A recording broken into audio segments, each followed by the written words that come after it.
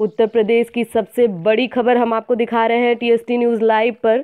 चंदौली जनपद से इस समय सबसे बड़ी खबर सामने आ रही है।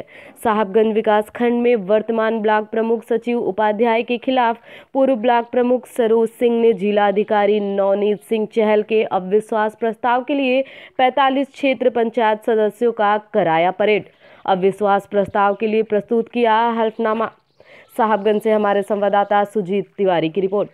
जो विधिक प्रक्रिया है विद इन अ मंथ उसका अविश्वास प्रस्ताव की एक डेट डिसाइड करके और उस पर विचार विमर्श किया जाएगा सभी मेंबर्स के द्वारा।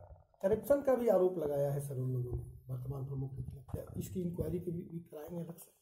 जो शिकायत दी जाएगी उसकी अलग इंक्वायरी होगी और फिलहाल जो आज लोग आए हैं वो अविश्वास प्रस्ताव को लेके आए हैं, तो अविश्वास प्रस्ताव के संबंध में जो अधिनियम के अंतर्गत विधिक प्रावधान है उसके अनुसार कार्रवाई। साहबगंज ब्लॉक में थनबल बाहुबल का खुलेआम इस्तेमाल हो रहा है। पहली बार शशि उपाध्याय सरोज सिंह के खिलाफ अविश्वास प्रस्ताव ला के कुर्सी पे बैठी, अब सरोज सिंह के द्वारा लाया जा रहा है, तो ऐसे में क्या इन लोगों की भी जांच कराई जाएगी? इस चीज़ की ज़रूर जांच कराई जाएगी कि किसी भी गलत प्रकार के किसी टूल्स का इस्तेमाल ना किया जा रहा हो, चाहे वो कोई भी चुनाव हो।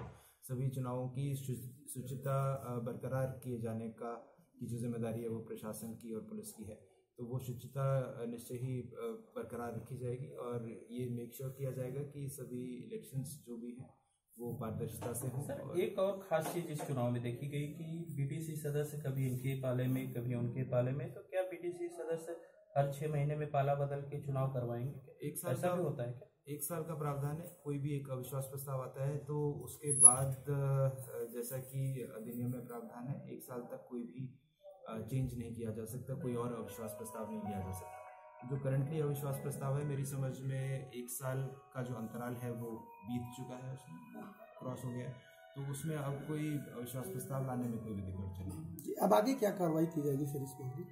इसमें जैसे कि मैंने बताया आधे से अधिक लोगों के जो एफिडेविट्स हैं, शपथ पत्र हैं, वो लाए गए हैं, उनका परीक्षण हो रहा है इस समय पर, और परीक्षण उपरांत सही पाए जाने पर उन सभी एफिडेविट्स और उनकी एप्लीकेशन के बेस पर 1 महीने के अंतराल में एक डेट दी जाएगी, 15 दिन का कम से कम का नोटिस दिया जाएगा सभी बीडीसीज को, और उस मीटिंग में अविश्वास प्रस्ताव पारित होता है या नहीं होता है ये उस बैठक में निर्णय होगा उस चीज़ का। ठीक है सर।